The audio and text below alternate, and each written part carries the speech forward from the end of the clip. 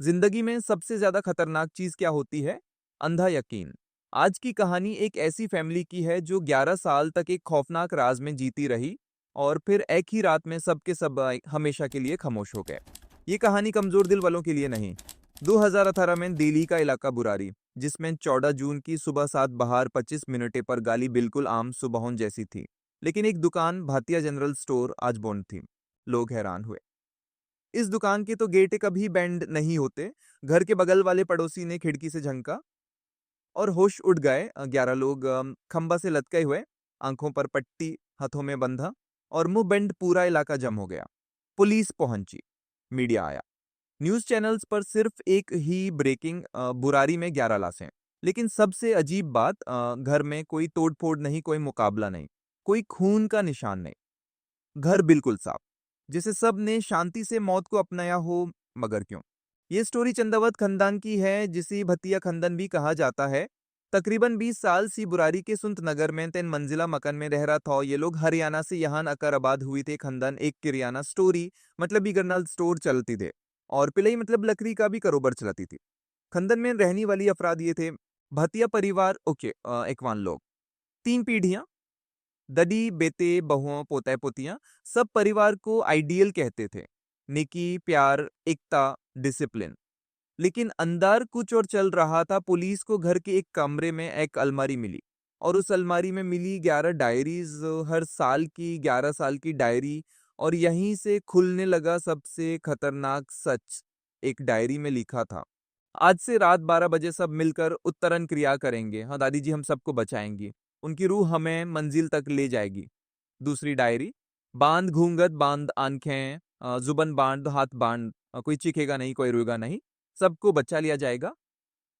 Police हैरान, ये सब क्या था? एक परिवार जो बिल्कुल नॉर्मल दिखता था, अंदर से एक रिचुअलिस्टिक बिलीफ सिस्टम में फंसा हुआ था। सबसे अजीब एंट्री: आखिरी रात सब एक साथ लटक जाएंगे, मैं सबको बचाने आऊंगा, देर मत करना। मैं कौन था?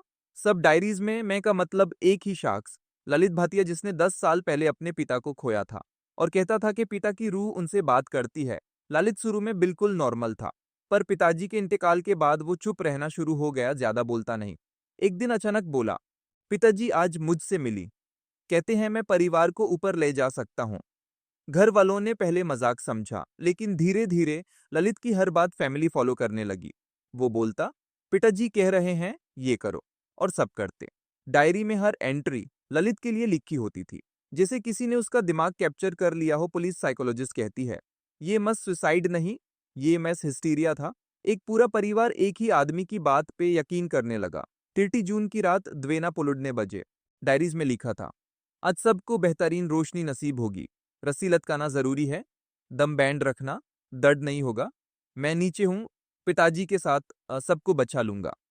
कैमरा फुटेज में नजर आया, सब घर वाले बंबू वुडन स्टूल्स लेकर घर ला रहे हैं। कोई चीख, कोई दार, कोई झिझक नहीं। रात 12 बजे 30 बजे घर में एक एक करके सबने अपनी पोजीशंस ली। 8 लोग, एक 10, एक ही पैटर्न, एक ही डायरेक्शन। सबसे चौथी लड़की रो रही थी, पर उसकी माँ उसे चुप करा रही थी। दादी आ रही हैं बेटा, दारो मत। फिर सब खामोश। सुबह पड़ोसी ने गते खत खाया और बुरारी की कहानी दुनिया के सामने आ गई। पुलिस ने पूरी जांच की। No forced entry, no murder weapon, no struggle, no outsiders. सब diaries, hand writing analysis, CCTV एक ही चीज दिखाती थी: family believe they would not die, they would return. Experts का मुताबिक they thought they were doing a trial, they believed they would survive, they were following instructions from diaries, they trusted Lalit blindly, they were mentally conditioned for years। एक psychiatrist बोलती हैं ये decision एक आदमी का नहीं, पूरी फैमिली का था, सबने मन से माना था। कोर्ट में जब फाइल गई तो केस का कंक्लूजन दिया गया: accidental death due to shared delusion, mass साइकोसिस। इंसान की सबसे बड़ी कमजोरी क्या है? डर, और उस डर का फायदा उठाता हुआ यकीन। अगर बुरारी के घर में किसी एक ने भी एक बार सवाल कर लिया होता तो आज 11 लोग जिंदा होते।